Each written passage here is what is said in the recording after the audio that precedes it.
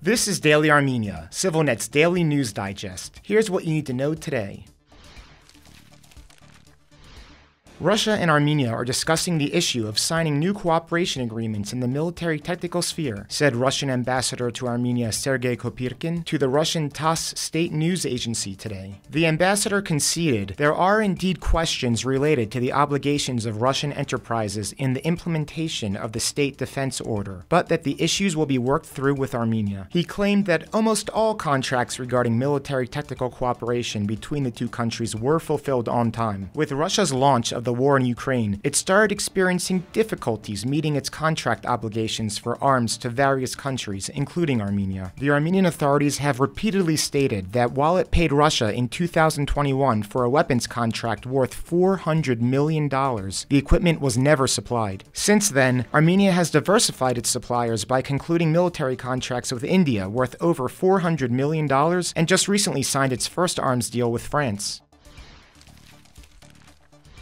The border delimitation and demarcation with Azerbaijan might be separated from the peace process, Speaker of the Armenian National Assembly Alen Simonyan told journalists today. This was likely in response to an announcement Tuesday from top Azerbaijani official Hikmet Hajiev that the issue of border determination can be resolved separately and that Azerbaijan doesn't see any major obstacles to achieving a stable peace. Since Armenia and Azerbaijan agreed to create a demarcation commission in 2021, 5 meetings of it have been held between the two countries, while Armenia's proposal for a 6th made in November has not yet received a response. Armenia's position has been that border delimitation and demarcation must be part of the peace deal with Azerbaijan. Baku rejected Yerevan's earlier proposal to mutually withdraw their troops from the border in order to reduce tensions. Border demarcation takes a very long time even between countries that have not been at war, and Azerbaijan's taking of numerous strategic heights within Armenia last September makes the situation even more difficult. However, observers note that Azerbaijan's ultimate agenda is to have a peace agreement with Armenia without being obligated to withdraw forces from its territory. Yesterday, the US-based Center for Truth and Justice held a press conference in Yerevan, in which it discussed next steps towards the return of the Armenian POWs held by Azerbaijan. Its director in Armenia, Arshak Gasparyan, described Azerbaijan's methods of handling the hostages as bringing uncertainty, pain, and suffering to their families, which he called a form of psychological terror. He also noted the only reason the captives are being held in prison is because of their Armenian nationality. Despite the successful release of 32 Armenian prisoners this month, more still remain, including high-profile ones such as Artsak's former leaders. Further complicating the issue, the exact number of total prisoners varies in different sources and so is unknown, with any missing person a potential prisoner. Gasparyan described the prisoners' condition to be a gross violation of human rights, as they are denied the right to have communication with the outside world, to healthcare, and many others. Strategic next steps suggested are to continuously call for the release of all captives, including those who are possibly being held even without definitive information on it, and prioritizing the gathering of testimonials from returnees to provide as evidence to international structures. In some cases, the whereabouts of POWs were only learned through the testimonies of returnees who saw them in prison. The Center for Truth and Justice is a non-profit established in 2020 in response to the Nagorno-Karabakh War, made up of lawyers overseeing the collection of first-hand testimonial evidence from war survivors via recorded interviews. This archive can serve as a resource for both educational purposes and potential legal action.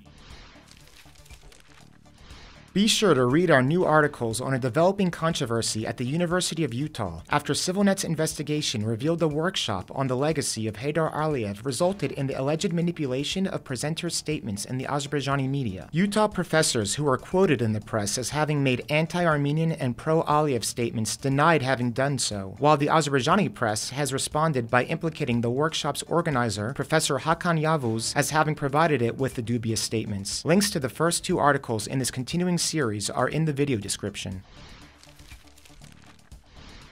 And finally, the CivilNet number of the day is 15. That's the number of films which have been named to the Academy Awards shortlist for Best International Feature Film, a list which includes, for the first time ever, Armenia's submission, Armerikatsi. This is a historic distinction for the country's film industry, which happens to coincide with the centennial year of Armenian cinema. The film was directed by American-Armenian actor Michael Gurgian, who also plays its protagonist, an Armenian genocide survivor named Charlie, who returns to Armenia as an adult. Shortlisted in the short documentary category is The Last Repair Shop, which follows the personal histories of workers at a Los Angeles instrument repair shop, including manager Steve Bagmanyan, who fled persecution in Azerbaijan in the 1980s. After a voting period among the shortlists, the official Oscar nominations will be announced on January 23rd, with the awards ceremony taking place on March 10th.